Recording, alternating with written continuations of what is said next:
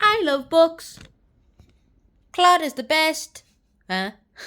What are you doing? What are you doing? Please! That looks so cursed. Alright, let's get this started with Merchant of Venice! It looks so cursed that my eyes don't seem to move when my face does. Ugh. There we go. William Shakespeare's The Merchant of Venice. Whole book review! Ow. Oh. The whole book review. Here we go. So we basically seem to have lots and lots of things in common. And keep in mind that this was written by an anti-Semite, or a possible anti-Semite. You could also think of it as a perspective but also keep in mind that Jews are still humans. Don't go ahead and go write in the comments down below, because this is probably for kids. Jews will not replace us. Jews will not replace. Yeah, don't do that. Don't do that at all. Please don't.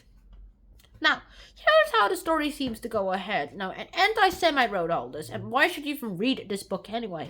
Number one is the fact that if you want to learn about what other people seem to say about, Jews, and if you want to learn about Jews and the racism that they've shown, then this book is a pretty good example of what lots of people would probably think of, and what lots of people would have done if they got their way on top of Jews. It's also if you want to see that there are some people, if you want to prove to people that there are still some people who thought Jews are humans and were human-like in nature, then this book would also give you a pretty good example, because it also shows in some unmistakable and unquestionable scenes that that William Shakespeare wrote a book that also showed that Jews were the same. Because there's this famous speech that says, "If you prick us, do we not bleed as a Christian would have if he was pricked? If you wrong us, will we not want to go seek revenge as if a Christian would go want to seek revenge when a Jew wrongs him?" I didn't think so. Yes, we would, you dodo brains! But it also seems to go ahead and show that this guy's, William Shakespeare is also a pretty good Semite. And also, the only other reason why you would read it is because your teacher forced you to read it because it's a William Shakespeare classic. That's a terrible reason, because, being forced to read something is a terrible reason to read it. If you're going to be forced to read that thing, don't even bother reading it at all. Just, go read the Cliff Notes or the Spark Notes.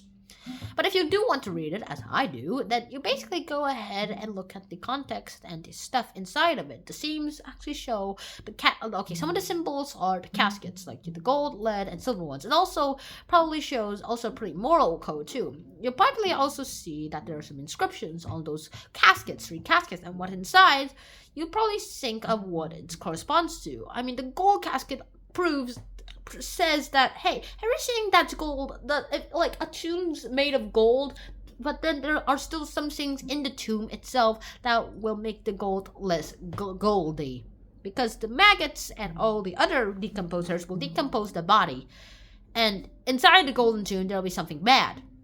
It just shows that just because it seems good, it doesn't mean that it is good. Now, for the silver one, it basically seems like the most obvious choice, because, hey, I'm better than the others, because on the inscription it says, "He who chooses this will get what he deserves." Just because you think you deserve this doesn't mean that you will get it.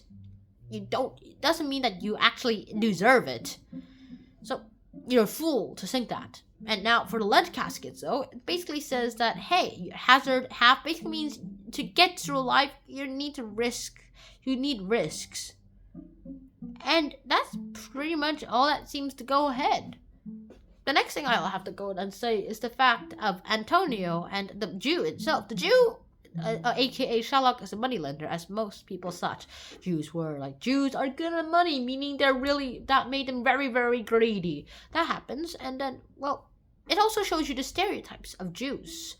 Jews were portrayed as greedy and really good with money, so they're pretty rich too. Sure, lots of Jews were rich, but not because they were moneylenders.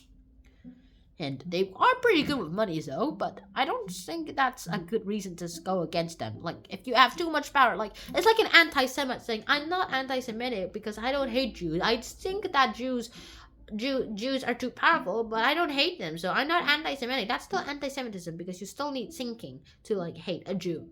Now, what happens next? Well, my idea of what happens next is that this book itself is supposed to teach us about what people should think about Jews and how people should realize what Jews are. To be honest, I don't actually agree with any of the views of this, except for the parts of saying like, if we progress, will we not bleed? Yeah, I actually agree with that part very, very much. But the only thing I don't agree is the rest of the play. Sure, the rest of the play kind of makes sense, but I don't think that all Jews actually tried to cut flesh out of their skin just for revenge. They will go ahead and try to get revenge, sure. I'm pretty sure, 100% sure about that, unless they're like peaceful Jews. But personally, I don't think any Jew would do that. Also, using blood of non-Jews for their rituals, that's against Jewish moral codes. And there you have it. There you have it. Why should you read Shakespeare? This book, just to see a glimpse in history and try to fix anti-Semitism. That's my answer in the short run. So hope you guys enjoyed this episode of Hanson Sean. Hope to see you guys soon. And until next time, Shanan out. Peace. Lucky I only have 200 something subscribers. Bye.